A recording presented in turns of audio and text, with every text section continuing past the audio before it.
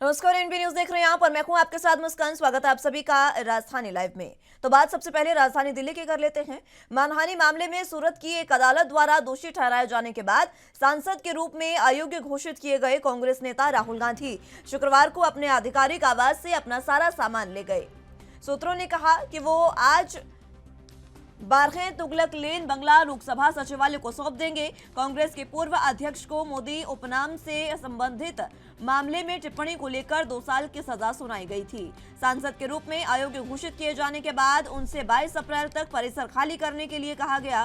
कांग्रेस के पूर्व प्रमुख ने 14 अप्रैल को अपने कार्यालय में कुछ निजी सामान को बंगले से अपनी मां सोनिया गांधी के आधिकारिक आवास में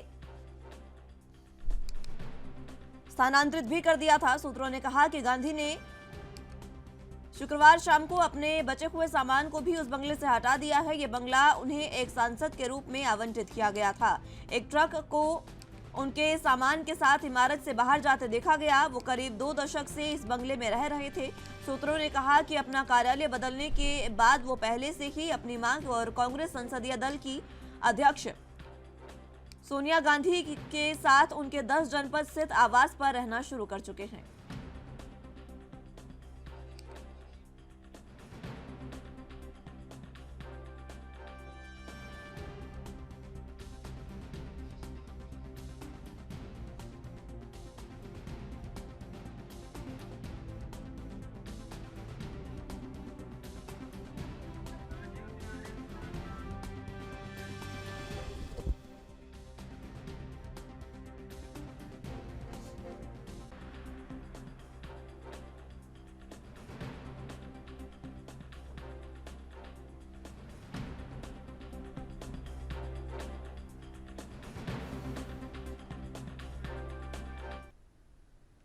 इस खबर पर ज्यादा जानकारी के लिए दिल्ली से संवाददाता राजीव तिवारी हमारे साथ मौजूद हैं।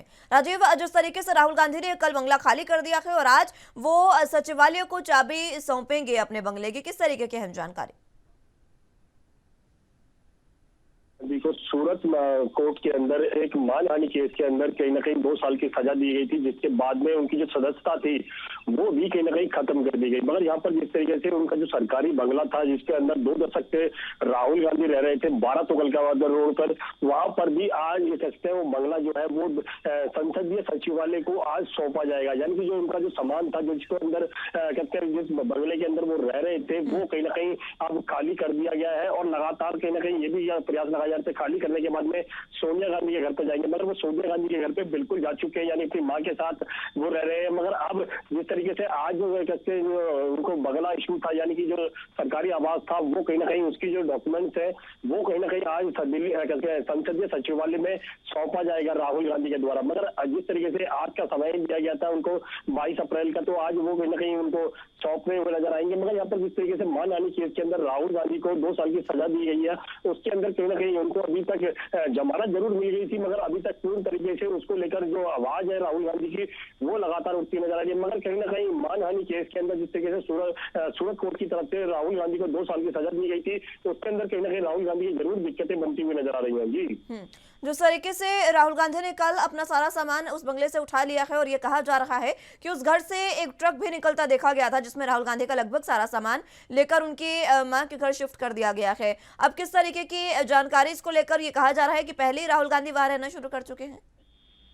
देखिए, 12 तुगलकाबाद रोड की बात करें तो वहां पर जिस तरीके से सरकारी आवास के अंदर राहुल गांधी 2 दशक से रह रहे थे वो कहीं ना कहीं उनको कहते हैं मानहानि केस के बाद में जब 2 साल की सजा हुई तो उसको खाली करने की बात की गई, मगर उनको नोटिस भी दिया गया जिसका उन्होंने राहुल गांधी ने स्पष्ट जवाब दिया कि वो खाली करने के लिए उस बंगले को तैयार है। मगर उनकी जो यादें हैं वो जरूर उससे जुड़ी हुई है। मगर जिस तरीके से कल भी एक ट्रक जाता हुआ देखा गया 12 तुगलकाबाद से रोड से निकलता हुआ, और यहाँ तक कि ये प्रयास लगाया जा रहा था कि ये ट्रक जो है वो कहीं ना कहीं सोनिया गांधी के आवास पर जा रहा है और वही चीज देखने को मिली। मगर राहुल गांधी की जो सदस्यता खत्म हुई है उसके बाद में जो सरकारी आवास था जो उनको इशू था वो कहीं ना कहीं अब उनको खाली करना पड़ेगा और खाली कर भी चुके हैं। मगर यहाँ पर बात करें सरकारी डॉक्यूमेंट के हिसाब से आज उसकी जो पुष्टि की जाएगी। राहुल गांधी संसदीय सचिवालय के अंदर बिल्कुल सौंपते हुए नजर आएंगे कि सरकारी आवास उन्होंने सौंप दिया है, मगर अब वो कहीं ना कहीं सोनिया गांधी यानी अपनी मां के साथ ही रहेंगे 10 जनपद पर। जी, राजीव,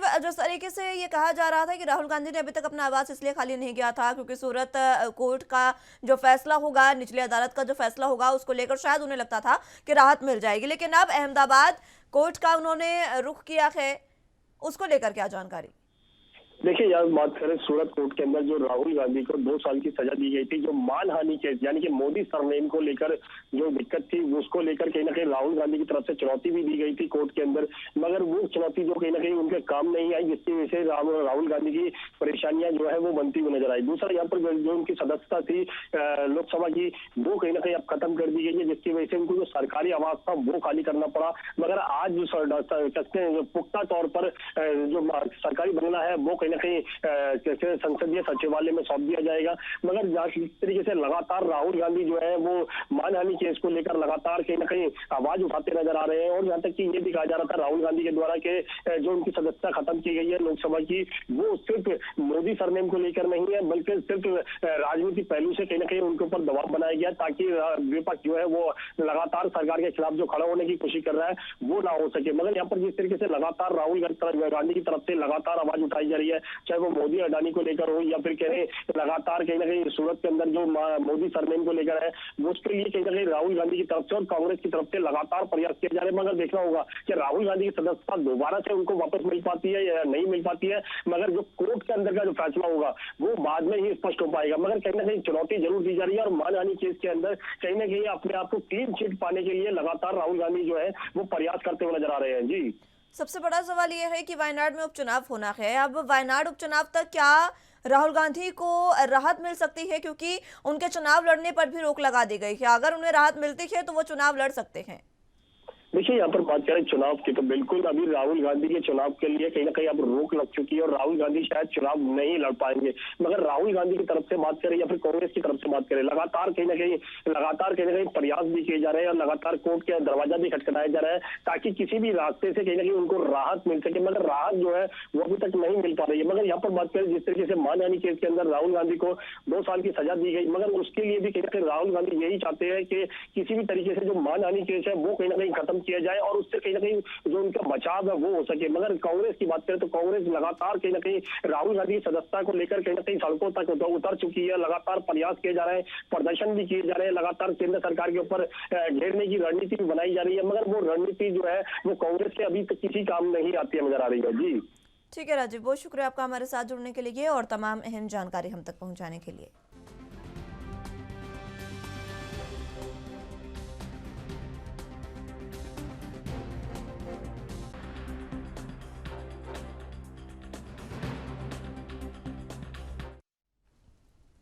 आज देश भर में ईद मनाई जा रही है। सुबह से ही मस्जिदों में ईद की नमाज के लिए रोजेदार जुटने लगे हैं। लोग एक दूसरे को ईद की मुबारकबाद दे रहे हैं। 21 अप्रैल की शाम को भारत में ईद का चांद देखा गया था। इसके साथ ही रमजान का महीना पूरा हो गया। इस्लामी कैलेंडर में रमजान के बाद शव्वाल का महीना आता है और इसी महीने के पहले दिन ईद का त्योहार मनाया जाता है।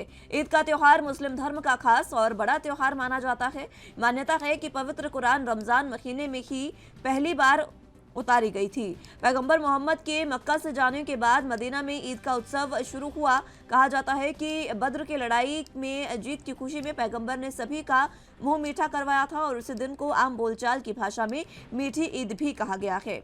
ईद के चांद का दीदार होने के साथ ही बाजारों में भी रौनक बढ़ जाती है और घर पर भी जोर शोर से तैयारियां शुरू कर दी जाती है। ईद के दिन लोग नए नए कपड़े पहनकर मस्जिद जाते हैं, नमाज पढ़ते हैं और अल्लाह से चैन और अमन की दुआ करते हैं। देश के अलग अलग हिस्सों में मौजूद मस्जिदों में ईद की नमाज पढ़ी जाती है। ईद को खुशियां बांटने का त्योहार कहा जाता है।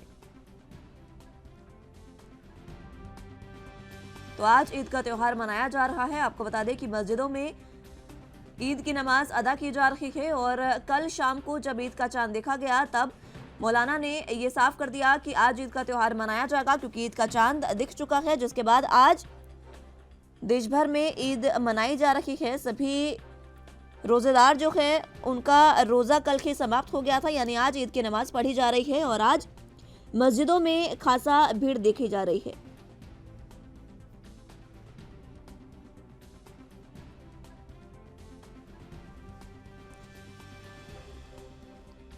आपको बता दें कि सुबह से ही मस्जिदों में ईद की नमाज के लिए रोजेदार जुटने लगे हैं।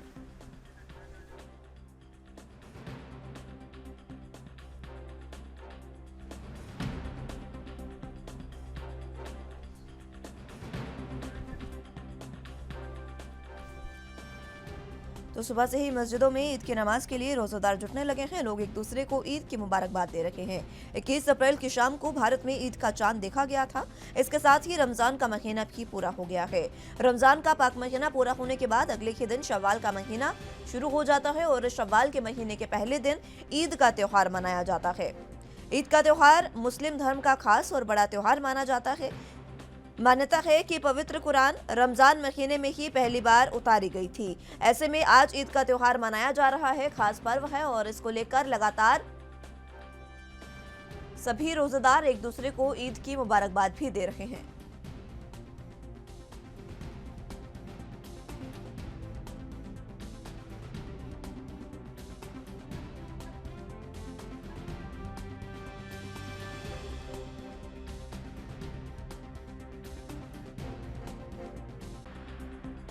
जुटने लगे हैं।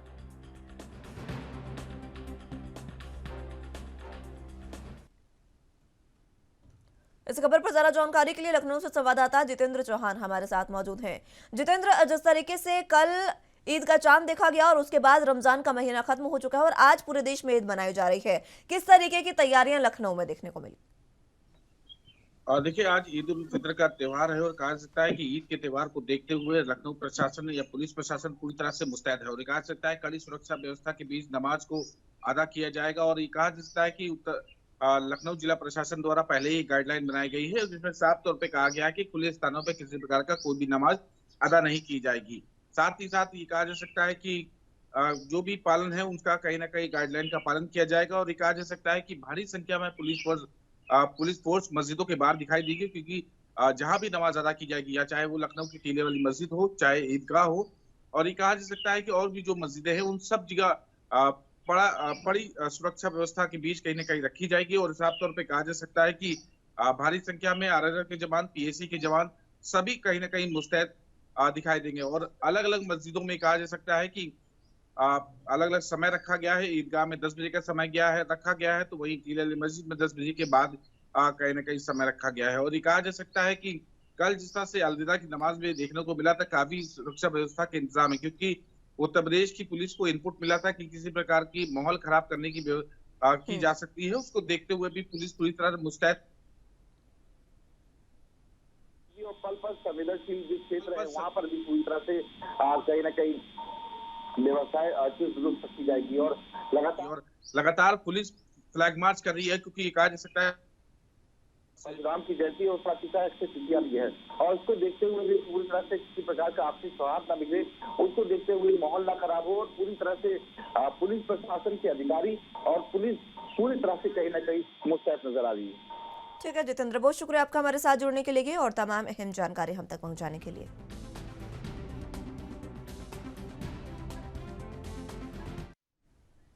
बुलेटिन में फिलहाल वक्त एक छोटे से ब्रेक का है, फौरन हाजिर हूं। ब्रेक के बाद एक बार फिर से स्वागत है आप सभी का राजधानी लाइव में। खेल के क्षेत्र में राज्य की छिन चुकी पुरातन शान बहाल करने के लिए आम आदमी की सरकार की दृढ़ वचनबद्धता दोहराते हुए पंजाब के मुख्यमंत्री भगवंत मान ने राष्ट्रीय खेलों में पदक जीतने वाले 147 खिलाड़ियों की समर्पित भावना और वचनबद्धता का सम्मान करते हुए इन खिलाड़ियों को 5 करोड़ 43 लाख की नकद राशि से सम्मानित किया है। जहां म्यूनिसिपल भवन में कराए गए समागम की अध्यक्षता करते हुए मुख्यमंत्री ने कहा कि देश में पंजाब पहला राज्य बन गया है जिसने राष्ट्रीय खेल के विजेताओं की सम्मानित किया गया है। उन्होंने कहा कि राष्ट्रीय खेल के स्वर्ण पदक विजेताओं को 5-5 लाख रुपए, रजत पदक विजेताओं को 3 लाख रुपए और कांस्य पदक विजेताओं को 2-2 लाख रुपए से सम्मानित किया गया है। भगवंत मान ने कहा कि पंजाब में खेल को काफी प्रोत्साहन देने के लिए राज्य सरकार ने रूपरेखा तैयार की है। उन्होंने खिलाड़ियों को संबोधन करते हुए ये कहा है कि राज्य का नाम रोशन करने के लिए सभी खिलाड़ियों की शानदार उपलब्धियों को मान्यता देना हमारी सरकार का विनम्र सा प्रयास है।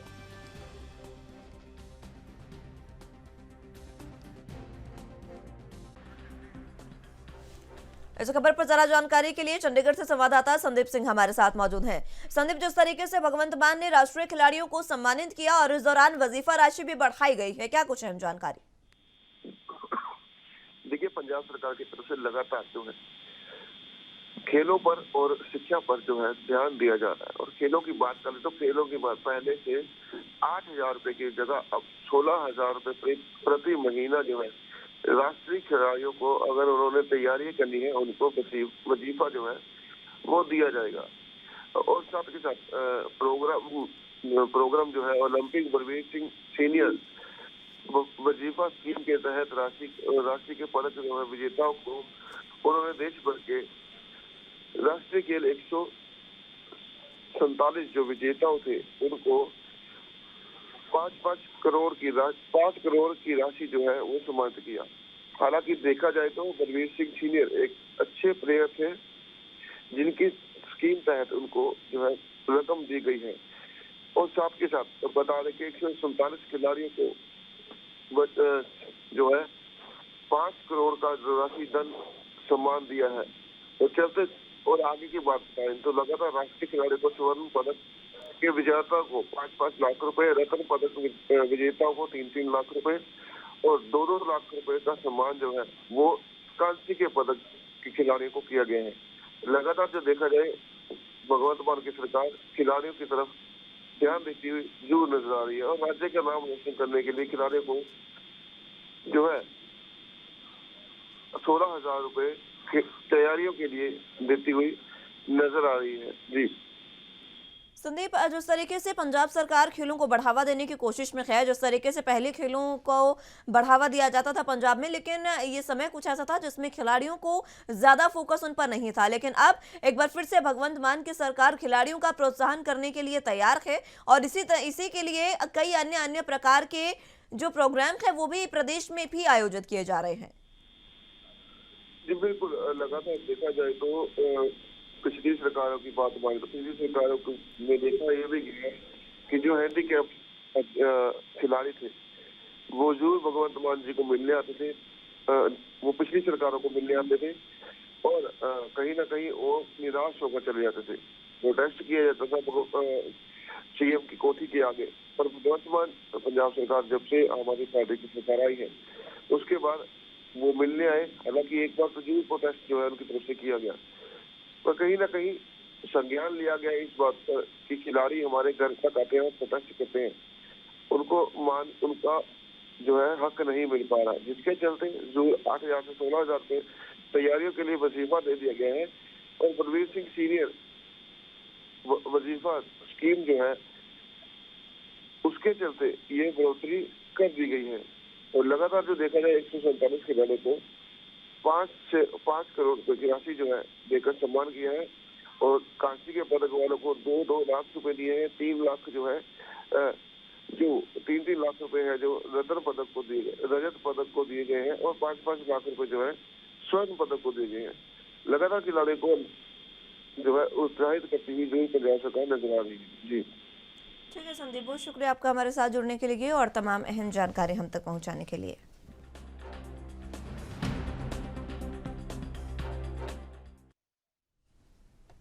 चारधाम यात्रा की शुरुआत आज से हो रही है और इसी के साथ उत्तराखंड सरकार ने चारधाम यात्रा के शुरुआती चरण में हेलीकॉप्टर से पुष्प वर्षा श्रद्धालुओं के ऊपर की जाएगी, ये ऐलान किया है। इस पर कांग्रेस के वरिष्ठ नेता हीरा सिंह बिष्ट ने कहा कि सरकार बताए कि हेलीकॉप्टर से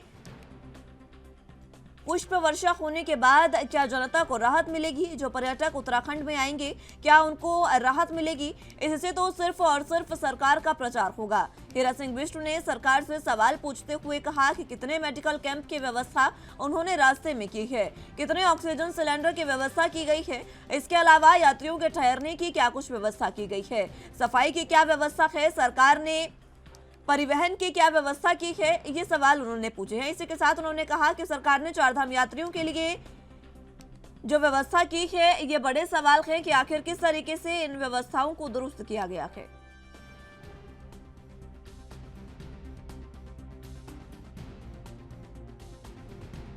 वो कह रहे हैं हेलीकॉप्टर से पुष्प वर्षा भी होगी इस बार। मुख्यमंत्री पुष्प वर्षा से जनता को राहत मिलेगी। क्या हमारे जो पर्यटक आ रहे हैं उनको राहत मिलेगी पुष्प वर्षा से? तो आपका प्रचार होगा, 2 दिन टीवी में वो चलता रहेगा पुष्प वर्षा, वो दिखाते रहेंगे। अरे यार, उनको ये बताओ कितने आपने मेडिकल कैंपों की व्यवस्था रास्ते में, क्या ऑक्सीजन सिलेंडर की है, रुकने की कितनी व्यवस्था की है, सफाई कितनी व्यवस्था है, परिवहन की क्या व्यवस्था है, पैदल यात्री जाएंगे जो जाएंगे। हरिद्वार में पिछले टाइम की तरफ से दवा घोटाला हजारों करोड़ रुपए का हुआ था, तो व्यवस्था बताओ ना। लोग अप्रिशिएट करें, टूरिस्ट अप्रिशिएट करें तब तो बात है। हम तो कह रहे अच्छी व्यवस्था हो, राज्य हमारा भी है, हमारी भी भागीदारी है, लेकिन होना चाहिए। पिछले टाइम की तरह हवा में नहीं, आज भी मुझे सब हवा में लग रहा, कुछ लोग ना को गंभीरता लेनी, कोई मंत्री संतरी अधिकारी कुछ ऐसे हाथ पैर मारते दिखाई नहीं दे रहे, सब आराम की नींद सो रहे प्रतीत हो रहे। वरना जैसी यात्रा आ रही, पूरी शासन प्रशासन मर्चेंडी को मीटिंग आज चमोली में हो रही, आज श्रीनगर में हो रही, आज वहाँ हो रही, आज ऋषिकेश में हो रही, आज देहरादून में को रीति नीति तय कर रहे। वो तो कुछ नहीं लग रहा मुझे, कुछ नहीं लग रहा ना ट्रांसपोर्ट के बारे में, मेडिकल के बारे में, पर्यटन के बारे में, पानी बिजली स्वास्थ्य के बारे में नहीं लग रहा। बहुत दुखद अध्याय। हम चाहते हैं कि यात्रा सफल हो, अच्छी हो, राज्य का नाम बदनाम न हो पहले की तरह से, लेकिन सरकार गंभीर नहीं है, उस पर कोई चिंता नहीं है। वो तो दिल्ली को खुश रखना, यहाँ कोई नहीं, जनता से कोई लेने देना धामी सरकार को, बीजेपी को नहीं। इस खबर पर ज्यादा जानकारी संवाददाता से लेंगे, लेकिन उससे पहले वक्त एक छोटे से ब्रेक का है, फौरन हाजिर होंगे। ब्रेक के बाद एक बार फिर से स्वागत है आप सभी का राजधानी लाइव में। तो बात उत्तराखंड की कर रहे थे, जहां पर चारधाम यात्रा की शुरुआत आज से हो चुकी है और इस यात्रा को लेकर शुरुआती यात्रा में पुष्प वर्षा पुष्कर सिंह धामी द्वारा तमाम श्रद्धालुओं पर की जाएगी। और इसी को लेकर हीरा सिंह बिष्ट ने अपना बयान दिया है। उन्होंने साफ तौर पर पूछा कि पुष्प वर्षा से मात्र सरकार का प्रचार होगा, लेकिन यात्रियों के लिए क्या सुविधाएं होगी, इसके बारे में बताएं। इसी पर ज्यादा जानकारी के लिए संवाददाता अमित चौधरी हमारे साथ मौजूद हैं। अमित, जिस तरीके से हीरा सिंह बिष्ट ने सवाल उठाए हैं सरकार जो पुष्प वर्षा कर रही है यात्रियों पर, उसको लेकर क्या कुछ अहम जानकारी?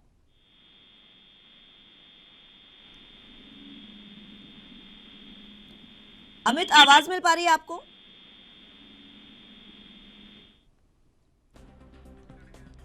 संपर्क उनसे टूट चुका है, एक बार फिर से उनको जोड़ने की कोशिश करेंगे। लेकिन आपको बता दें कि आज जो यात्रा है वो शुरुआत होने जा रही है और श्रद्धालुओं पर पुष्प वर्षा पुष्कर सिंह धामी की सरकार करेगी। इसको लेकर कांग्रेस के दिग्गज नेता वरिष्ठ नेता हीरा सिंह बिष्ट ने धामी सरकार से सवाल पूछा है। उन्होंने साफ तौर पर कहा कि क्या पुष्प वर्षा से तमाम यात्रियों को जो व्यवस्था मिलने वाली है वो सुदृढ़ हो जाएगी। सरकार ये बताए कि कितने मेडिकल कैंप लगाए गए हैं, परिवहन की क्या व्यवस्था है और तमाम तरह के सवाल उन्होंने उठाए हैं। लेकिन उनका साफ तौर पर कहना है कि अगर पुष्प वर्षा होती है तो ये 2 से 3 दिन तक इसका तमाम पूरा काम चलेगा और इससे मात्र सरकार का प्रचार होगा, लेकिन यात्रियों को सुविधा नहीं मिलेगी। यात्रियों की सुविधा के लिए सरकार ने क्या तैयारियां की है, स्वास्थ्य व्यवस्थाएं किस प्रकार की है, परिवहन व्यवस्थाएं किस प्रकार की है, रुकने के साधन किस प्रकार के हैं, इस पर चर्चा करें। जरा जानकारी के लिए संवाददाता अमित चौधरी हमारे साथ मौजूद हैं। अमित, आवाज मिल पा रही है आपको? जी बिल्कुल। जिस तरीके से श्रद्धालुओं पर पुष्प वर्षा करेगी धामी सरकार, आज से यात्रा की शुरुआत हो रही है, क्या कुछ अहम जानकारी? देखिए बिल्कुल, आज कभी 6 महीने के अंतराल के बाद अक्षय तृतीया के पावन अवसर पर आज गंगोत्री और यमुनोत्री मंदिर के कपाट खुलने जा रहे हैं और उसको लेकर के चारधाम यात्रा का आगाज आज से हो जाएगा। उसके बाद 25 अप्रैल को यहाँ पर बाबा केदार के द्वार खोले जाएंगे और 27 अप्रैल को बद्रीनाथ धाम के यहाँ पर द्वार खोले जाएंगे। तो उसको लेकर के चारधाम यात्रा का आगाज आज से हो चुका है। उसको लेकर तमाम तैयारियां यहाँ पर राज्य सरकार की तरफ से की जा रही है। उत्सव कहीं ना कहीं आज उत्तराखंड के अंदर बनने जा रहा है और उसको लेकर के जो यहाँ पर श्रद्धालु है वो लगातार यहाँ पर कहीं ना कहीं प्रसन्न है और राज्य सरकार की तरफ से लगातार कोशिश की जा रही है कि इस बार भी चारधाम यात्रा को यहाँ पर अच्छा और विशाल बनाया जाए, क्योंकि पिछले बार की तरह इस बार भी लाखों की संख्या में यहाँ पर श्रद्धालु आने की उम्मीद है। अभी तक करीब 16 लाख यहाँ पर रजिस्ट्रेशन हो चुके हैं श्रद्धालुओं के चारधाम यात्रा को लेकर के और पिछले वर्ष की भांति 47 लाख के करीब यहाँ पर संख्या पहुंची थी श्रद्धालु की। तो इस बार भी उम्मीद जताई जा रही कि इससे पिछले साल से ज्यादा कहीं ना कहीं यहाँ पर श्रद्धालु आ सकते हैं। और क्योंकि उत्तराखंड में चारधाम यात्रा का आगाज हो चुका है और इस चारधाम यात्रा में देश से विदेश से लोग यहाँ पहुंचते हैं, तो एक यहाँ पर जो सुखद अनुभव है उत्तराखंड के अंदर चारधाम यात्रा का वो यात्री अपने साथ लेके जाए, उसको लेकर तमाम तैयारियां की जा रही है। राज्य सरकार की तरफ से पुष्कर धामी की बात करें तो लगातार बैठकों का दौर जारी था और चारधाम यात्रा को सुगम बनाने के लिए, अच्छा बनाने के लिए लगातार प्रयास किए जा रहे थे। परिवहन मंत्री की बात की जाए उनकी तरफ से लगातार बैठक की जा रही थी और जो पिछले वर्ष कुछ जो सामने आ रही थी बात है कि यहाँ पर जो मनचाल किराया वसूला जा रहा है उसको लेकर के यहाँ पर इस बार सख्ती की गई है। हेल्पलाइन नंबर जारी किया गया और पुष्कर धामी की तरफ से लगातार कोशिश की जा रही थी चारधाम यात्रा में किसी प्रकार से यहाँ पर श्रद्धालुओं को दिक्कत ना हो, रहने की, उनकी खाने की व्यवस्था हो और पूरी तरीके से रास्ता जो रूट है वो कहीं ना कहीं सुगम बनाया जाए। हालांकि चारधाम यात्रा की शुरुआत आज से होने जा रही है, लेकिन जो रुक रुक करके बारिश कहीं ना कहीं धामों में हो रही है उसको लेकर दिक्कतें होती है। लेकिन यात्रा जो श्रद्धालु है उनका यहाँ पर जोश और जो खरोश है वो देखते ही बनता है। और लेकिन चारधाम यात्रा को शुरुआती तौर पर यहाँ पर शुरुआत को लेकर के जो राज्य सरकार है उसकी तैयारियां यहाँ पर की गई हैं और उसका से शामिल उम्मीद जताई है कि श्रद्धालु यहाँ पर आएंगे और पूरी तरीके से चारधाम यात्रा कहीं ना कहीं वो उठा पाएंगे। ठीक है अमित, बहुत शुक्रिया आपका हमारे साथ जुड़ने के लिए और तमाम अहम जानकारी हम तक पहुंचाने के लिए। हिमाचल प्रदेश स्टेट म्यूजियम द्वारा शिमला के रिज मैदान पर 3 दिवसीय आर्ट फेस्टिवल का आयोजन किया गया है, जिसमें देश विदेश के चित्रकारों के साथ ही स्थानीय कला प्रेमी और स्कूली बच्चे भाग ले रहे हैं। इस कला फेस्टिवल में देश भर के 25 मशहूर चित्रकारों के साथ ही पद्म भूषण कलाकार जतिन दास भी मुख्य रूप से शिरकत कर रहे हैं। इस फेस्टिवल में 3 दिनों में कुल 350 कलाकार भाग लेंगे। लगभग इसके अलावा ये फेस्टिवल आम कला प्रेमियों के लिए एक खुला मंच प्रदान करता है, जिसमें कोई भी आकर अपने चित्र बना सकते हैं। राज्य संग्रहालय शिमला के अध्यक्ष डॉक्टर हरी चौहान ने यह बताया कि इस आर्ट फेस्टिवल का मुख्य उद्देश्य लोगों को कला से जोड़ने का है और साथ ही कलाकारों को एक मंच प्रदान करने का है, जिससे वे मशहूर चित्रकारों से चित्रकला के हुनर भी सीखें। इस फेस्टिवल में शिमला के कॉलेज और स्कूल छात्रों को भी जोड़ा जा रहा है, जिससे इन्हें मंच प्रदान किया जा सके।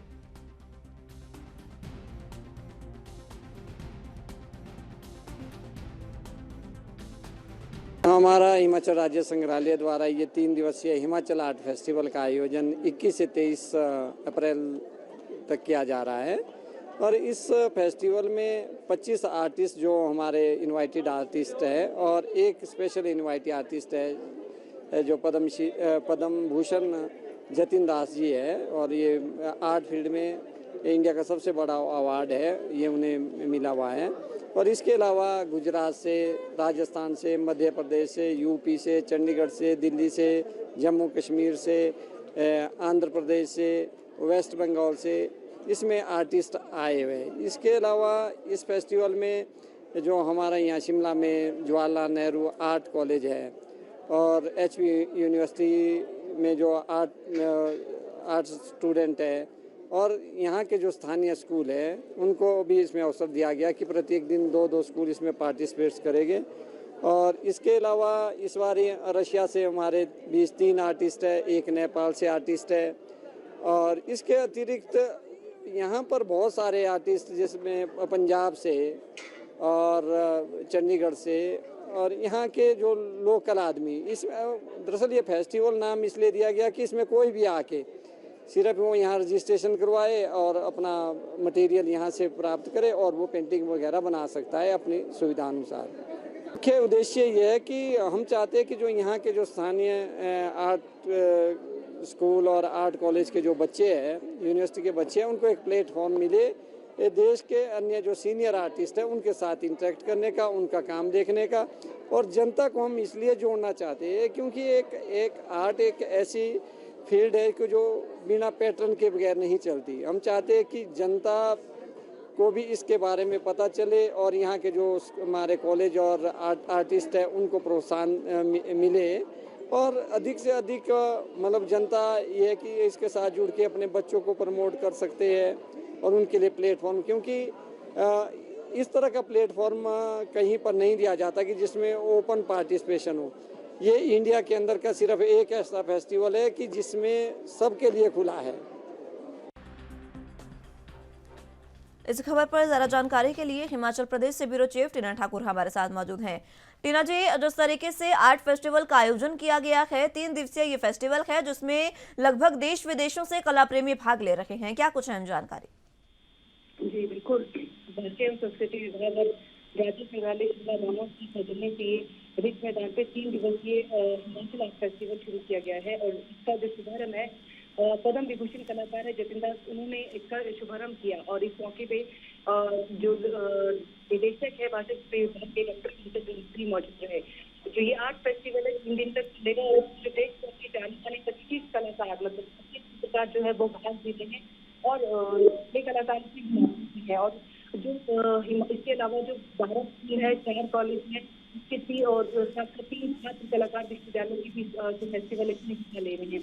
और पहले दिन आपको बताएं कि फेस्टिवल में 500 से ज्यादा लोगों ने भाग लिया और अपनी कला का जरूर दिखाया। और ये जो बताएं कि जो 25 मशहूर कलाकार यहाँ पे भाग ले रहे हैं, ये लोगों को भी बारीकी चित्रकारी की सिखा रहे हैं। जो लोग सीखना चाहते हैं, चाहे वो बच्चे हैं, बुजुर्ग हैं, जो सीखना चाहते हैं उनको भी सिखाया जा रहा है। और इसके अलावा जो अच्छी थिएटर है, उन्होंने भी पहले भी अपने ये आर्ट फेस्टिवल है इसमें भाग लिया। और 5 साल से बच्चे से लेके 75 साल तक की आयु का कोई भी जो कलाकार है वो अपनी पेंटिंग बना सकता है, इनसे सीख सकता है।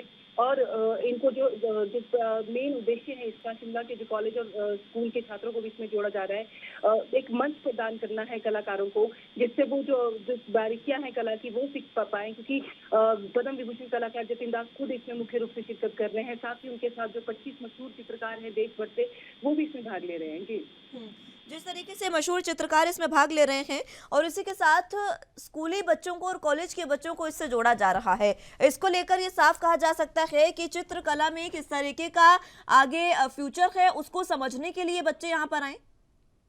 जी बिल्कुल सही बोल रहे हैं आप, क्योंकि इसमें 12 स्कूलों को शामिल किया गया है, 4 कॉलेजेस के अलावा विश्वविद्यालय के बच्चे भाग लेंगे। और उसके अलावा अगर आप बताएं तो 350 कलाकार और भी अन्य जगह पूरे देश भर से यहाँ पे भाग लेने पहुंचे हैं।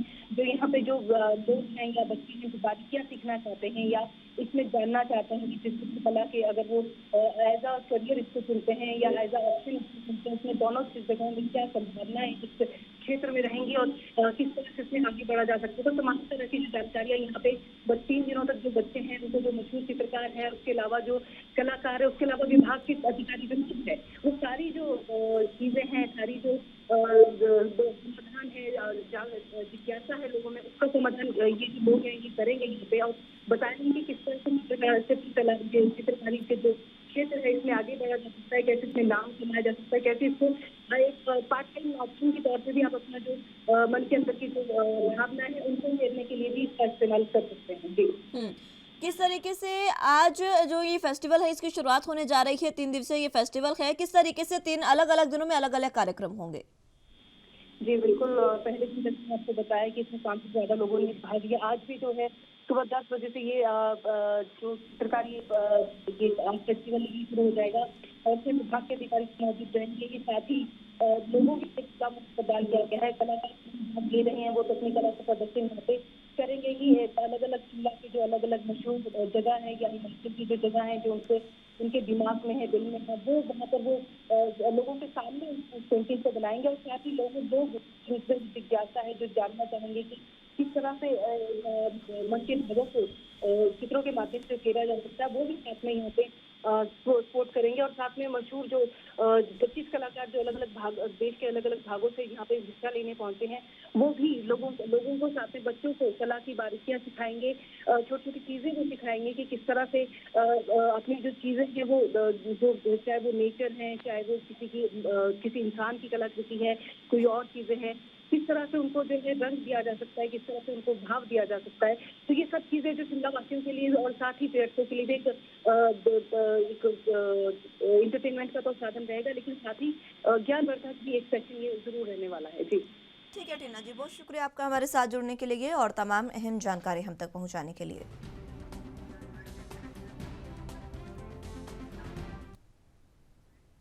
उद्योगपति गौतम अडानी और राष्ट्रीय कांग्रेस पार्टी के चीफ शरद पवार की मुलाकात पर संजय राउत ने अपनी प्रतिक्रिया दी है। उद्धव गुट के राज्यसभा सांसद संजय राउत ने कहा कि गौतम अडानी और पवार की मुलाकात का कुछ भी अलग मतलब नहीं निकाला जाना चाहिए। उन्होंने कहा कि बड़े नेताओं के साथ उद्योगपतियों की मीटिंग होती रहती है, इसमें गलत क्या है। अडानी और पवार की मुलाकात को लेकर महाराष्ट्र के पूर्व डिप्टी सीएम अजित पवार ने भी अपनी प्रतिक्रिया दी है। अजित पवार ने कहा कि मैं इसके बारे में नहीं जानता, कई राजनीतिक लोग उनसे मिलते हैं,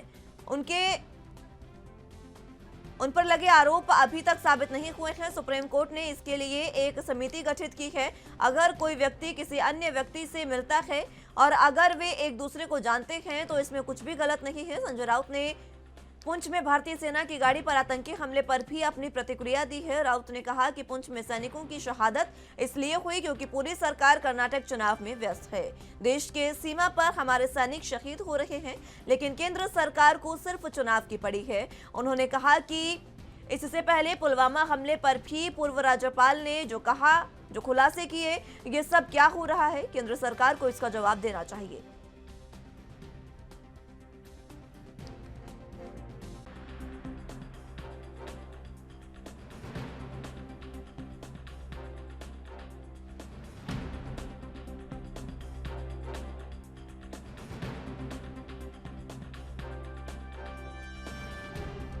तो आपको बता दें कि उद्योगपति गौतम अडानी और राष्ट्रवादी कांग्रेस पार्टी के चीफ शरद पवार के बीच मुलाकात हुई है और उस मुलाकात पर अब सियासत गर्मा गई है। आपको बता दें कि इस मुलाकात को लेकर अलग अलग अटकलें लगाई जा रही है, लेकिन उद्धव गुट के राज्यसभा सांसद संजय राउत का बयान इस पर सामने आया है। उन्होंने प्रतिक्रिया देते हुए कहा कि गौतम अडानी और पवार की मुलाकात का कुछ भी गलत मतलब या अलग मतलब नहीं निकाला जाना चाहिए। वो दोनों बड़े नेता हैं और पहले से एक दूसरे को जानते हैं और बड़े नेताओं के साथ उद्योगपतियों का मिलना जुलना लगा रहता है और अगर वो पहले से जानते हैं तो इसमें कुछ भी अलग मतलब नहीं निकाला जाना चाहिए।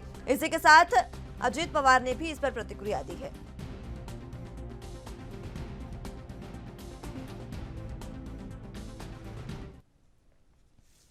इस खबर पर ज्यादा जानकारी के लिए मुंबई से संवाददाता सत्यप्रकाश सोनी हमारे साथ मौजूद हैं। सत्यप्रकाश, जिस तरीके से गौतम अडानी ने शरद पवार से मुलाकात की है, इस मुलाकात के बाद सियासत गर्मा गई है और अलग अलग तरीके की प्रतिक्रियाओं का दौर जारी है। किस तरीके से महाराष्ट्र की सियासत इस समय? बिल्कुल मुस्कान जी, एनसीपी प्रमुख शरद पवार और अडानी की मुलाकात को लेकर जिस तरह से महाराष्ट्र की सियासत में नए नए जो दावे किए जा रहे हैं, उस पर जो है संजय राउत और अजीत दादा पवार ने अपनी प्रतिक्रिया दी है। उसमें सीधे तौर पर अजीत दादा पवार ने कहा है कि शरद पवार बहुत बड़े नेता है और तमाम उद्योगपतियों से उनकी मुलाकात होती रहती है। ऐसे में अडानी से मुलाकात कोई नई बात नहीं है और वो मिल सकते हैं। ऐसे में शरद पवार न सिर्फ अडानी से बल्कि कई ऐसे उद्योगपति हैं जो उनके संपर्क में हमेशा से रहते हैं और रहे हैं। तो इस पर कोई जो है और राजनीति ना होकर बल्कि ये समझा जाए कि अडानी और शरद पवार की मुलाकात को एक राजनीतिक रंग न देते हुए एक नॉर्मल मुलाकात के तौर पर, एक सामाजिक मुलाकात के तौर पर समझा जाए। और रही बात शरद पवार के ऊपर जो मामले हैं, उस पर जो है जो जांच एजेंसियां हैं वो जांच कर रही है और उसमें किसी तरह का आरोप नहीं है। जी, जिस तरीके से संजय राउत ने ये बयान दिया, इस दौरान अजीत पवार का भी बयान सामने आया है और अगर कह सकते हैं कि उद्धव गुट के तमाम नेता ये नहीं मान रहे हैं कि अगर गौतम अडानी मिले हैं शरद पवार से तो इसमें कुछ भी खास होगा। बिल्कुल, देखिए राजनीति में अटकलों का बाजार जो है चलते रहता है। ऐसे में संजय राउत ने सीधे तौर पर कहा कि अगर शरद पवार अडानी की मुलाकात हुई है तो उसमें कोई दिक्कत नहीं है, कोई नई बात नहीं है, मुलाकात हो सकती है। अब दूसरी तरफ उन्होंने यह भी कहा कि महाराष्ट्र की सियासत में जिस तरह से फेरबदल की आशंका लगाई जा रही है, उस पर भी किसी तरह का कोई जो है मामला नहीं बनता है, क्योंकि शरद पवार और अडानी की मुलाकात को लेकर राजनीति के तौर पर हम नहीं देख सकते। तो इस तरह की भी बातें जो है संजय राउत ने उनकी सफाई में दी है।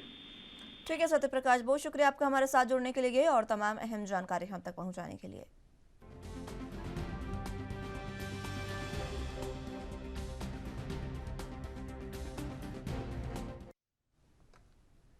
छत्तीसगढ़ के मुख्यमंत्री भूपेश बघेल 22 अप्रैल को चंदखुरी में 3 दिवसीय माता कौशल्या महोत्सव का उद्घाटन करेंगे। कौशल्या माता महोत्सव 22 अप्रैल से 24 अप्रैल तक आरंग विधानसभा क्षेत्र के चंदखुरी में आयोजित होगा। महोत्सव के शुभारंभ कार्यक्रम की अध्यक्षता संस्कृति मंत्री अमरजीत भगत करेंगे। इस कार्यक्रम में विशिष्ट अतिथि के रूप में पर्यटन मंत्री ताम्रध्वज साहू, कृषि मंत्री और रायपुर जिले के प्रभारी मंत्री रविंद्र चौबे, नगरीय प्रशासन मंत्री शिव कुमार डहरिया और समस्त मंत्रीगण, सांसदगण, संसदीय सचिव, विधायक, निगम मंडल आयोग, जिला पंचायत के अध्यक्ष और उपाध्यक्ष और नगर पंचायत के अध्यक्ष शामिल होंगे।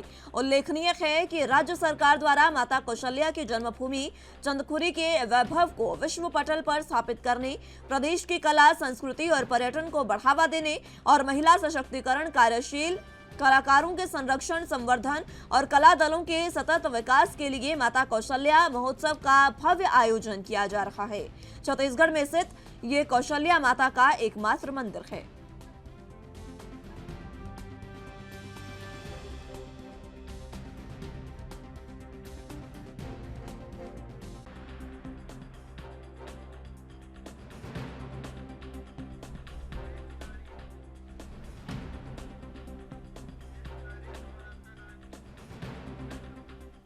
इस खबर पर ज्यादा जानकारी के लिए रायपुर से संवाददाता अखिलेश तिवारी हमारे साथ मौजूद हैं। अखिलेश, जिस तरीके से आज ये जो माता कौशल्या का महोत्सव आयोजित होने जा रहा है, 3 दिवसीय ये महोत्सव है और भूपेश बघेल इसकी शुरुआत करने जा रहे हैं, क्या कुछ अहम जानकारी? देखिए, मुख्यमंत्री भूपेश बघेल आज 22 अप्रैल को चंदखुरी में 3 दिवसीय माता कौशल्या महोत्सव का उद्घाटन करेंगे। साथ ही साथ ये जो कार्यक्रम है 22 अप्रैल से 24 अप्रैल तक चलने वाली है। निश्चित तौर पे देखा जा रहा है कि छत्तीसगढ़ की जो संस्कृति है और यहाँ की विरासत है, उसको किस तरीके से देश दुनिया में फैलाया जाए, इस विषय को लेकर के काफी फोकस है। खास तौर से पर्यटन मंत्री की बात की जाए, अमरजीत भगत जो संस्कृति मंत्री है, उनकी भी बात की जाए तो लगभग ऐसे एकाएक तौर से अगर देखा जा रहा है, जिस तरीके से संस्कृति को और यहाँ की जो धरातल है उसमें कौन कौन से ऐसे देवी देवता है, खास तौर से राम जन्मभूमि को लेकर के एक बड़ा विकल्प के तौर पे देखा जा रहा था और इसी को नए पायदान में खड़ा करके एक समूचे रूप से विस्तार करने की जो परंपरा रही है, निश्चित तौर पे मुख्यमंत्री भूपेश बघेल का यही आशा रहा है और इसी की विषय को लेकर के ही आज 22 अप्रैल से लेकर 24 अप्रैल तक ये कार्यक्रम का आयोजन किया गया है, जिसमें अनेकों रूप से कई ऐसे जो दिल्ली के जो लोग हैं, जो कांग्रेस पार्टी के अन्य सदस्य हैं, वो लोग भी आएंगे और कई ऐसे जो गायक और गायिका हैं जो छत्तीसगढ़ आकर के अपनी संस्कृति विखाव करेंगे। जी अखिलेश, जिस तरीके से ये जो महोत्सव है इसमें तमाम विधायक, सांसद और सचिव इसमें शामिल होंगे, मुख्यमंत्री इसका उद्घाटन करेंगे, किस तरीके से यह महोत्सव खास है? देखिए, महोत्सव खास इसलिए खास बताया जा रहा है क्योंकि यहाँ के जो छत्तीसगढ़िया जो कलाकार हैं, जो स्थानीय कलाकार हैं, उनको सबसे ज्यादा महत्व देने की परंपरा कांग्रेस शासन काल में ला करके खड़ा किया गया था। इसी के तौर पे देखा जा रहा है और साथ ही साथ जो देश दुनिया में फैलाए गए राम कथा और यहाँ के कौशल्या माता को लेकर के जो रचनाकार हैं, उन लोगों को भी बुलाया गया है ताकि यहाँ के जो राम कथा है उसका भी रसपान कर सके यहाँ के ये स्थानीय निवासी। साथ ही साथ यहाँ के जो स्थानीय कलाकार हैं उनके अंदर किस तरीके से और संस्कृति का उल्लेख किया जा सकता है, उखेड़ा जा सकता है, इस विषय को खास फोकस किया गया है। तो निश्चित तौर पे एक नई परंपरा के साथ में कौशल्या माता मंदिर में ये आयोजन किया गया है और आने वाले भविष्य में भी इस तरीके से आयोजन करने की जो बात अमरजीत भगत ने की है वो निश्चित तौर पे सार्थकता दिखाई पड़ रही है। जी ठीक है अखिलेश, बहुत शुक्रिया आपका हमारे साथ जुड़ने के लिए और तमाम अहम जानकारी हम तक पहुंचाने के लिए। सीबीआई ने जम्मू कश्मीर के पूर्व राज्यपाल सत्यपाल मलिक को बीमा घोटाले में समन भेजा है। जम्मू कश्मीर के पूर्व राज्यपाल सत्यपाल मलिक ने इसके बारे में जानकारी भी दी है। उन्होंने कहा कि सीबीआई मेरे द्वारा रिपोर्ट किए गए मामले के संबंध में पूछताछ करना चाहती है। मिली जानकारी के मुताबिक केंद्रीय जांच एजेंसी ने पूर्व राज्यपाल को 27 और 28 अप्रैल को अपने अकबर रोड गेस्ट हाउस में पेश होने के लिए कहा है। दरअसल केंद्रीय जांच एजेंसी ने जम्मू कश्मीर में 2 प्रोजेक्ट में गड़बड़ियों को लेकर मामला दर्ज किया। इसी मामले में सीबीआई ने उन्हें तलब किया है। इस मामले को लेकर पूर्व राज्यपाल मलिक ने दावा किया था कि उन्हें 2 फाइल साइन करने के लिए 300 करोड़ रुपए की पेशकश की गई थी। दरअसल जम्मू कश्मीर के पूर्व राज्यपाल और मेघालय के मौजूदा राज्यपाल सत्यपाल मलिक ने यह दावा किया था कि जम्मू कश्मीर के राज्यपाल रहते हुए उन्हें 300 करोड़ रुपए की रिश्वत देने की पेशकश की गई थी।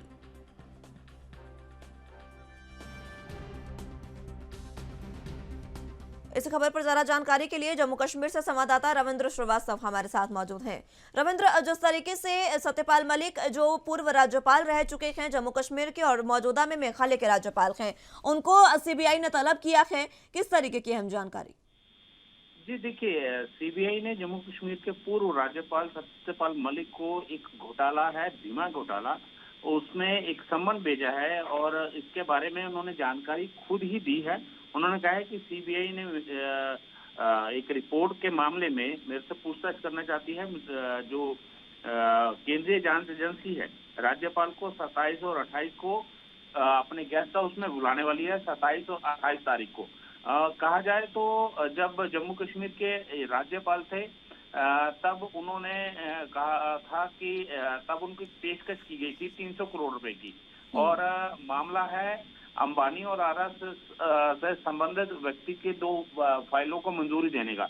लेकिन उन्होंने कहा कि मैंने डील निरस्त कर दी थी, क्योंकि प्रधानमंत्री नरेंद्र मोदी ने साफ कहा था कि भ्रष्टाचार से कोई भी समझौता जो है वो नहीं होना चाहिए, और इसी के चलते उन्होंने जो सिफारिश है उसको सिरे से खारिज कर दिया था। और ये जानकारी जो है सत्यपाल मलिक ने राजस्थान के अंदर एक कार्यक्रम में कहा था उन्होंने कि जब वो जम्मू कश्मीर के राज्यपाल थे तब उनके पास 2 फाइलें आई थी, एक अंबानी और दूसरी आरएसएस से जुड़ी हुई थी। लेकिन महबूबा मुफ्ती और बीजेपी की सरकार जो थी उस समय गठबंधन में थी, और वहीं के एक मंत्री की ये फाइल जो है उनके पास पहुंची थी, और मेरे जो सचिव थे उन्होंने इस के बारे में जानकारी दी थी। लेकिन मैंने वो दोनों डील जो है वो रद्द कर दी थी, क्योंकि 150 करोड़ रुपए का ऑफर जो है वो मुझे दिया गया था। लेकिन मैंने साफ कहा था कि मैं यहाँ पर 5 कुर्ता पजामा में आया हूँ और उसी के साथ यहाँ से चला जाऊंगा।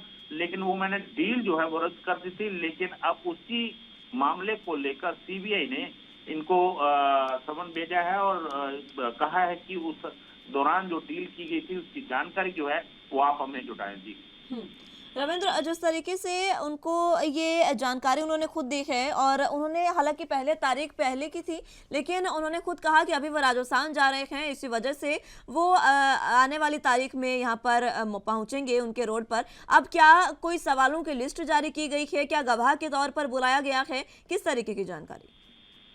जी देखिए, फिलहाल उनसे जो जानकारी सीबीआई प्राप्त करेगी वो ये है कि जो डील की गई थी, जो डील की उनके पास सिफारिश आई थी, उसमें क्या क्या था, क्या उसमें कौन सी नेता के द्वारा जो डील थी वो उनके पास पहुंची थी। लेकिन कहा जाए तो जिस प्रकार से इसका खुलासा उन्होंने खुद एक कार्यक्रम में किया था, उसके ठीक है रविंद्र, बहुत शुक्रिया आपका हमारे साथ जुड़ने के लिए और तमाम अहम जानकारी हम तक पहुंचाने के लिए।